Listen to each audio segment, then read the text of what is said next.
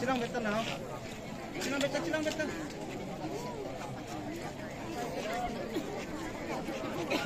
Mày xin chơi sạc. Anh em tập.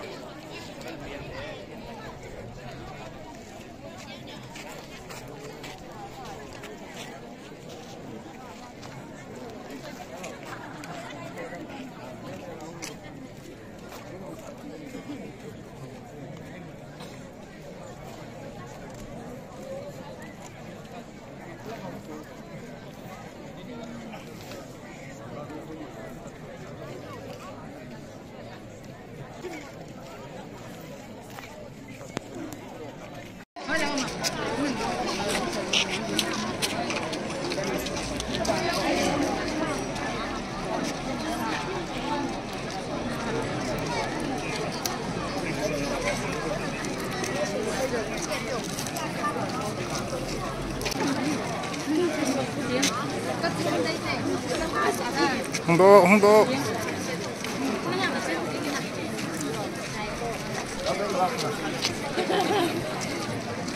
Hãy subscribe cho kênh Ghiền Mì Gõ để không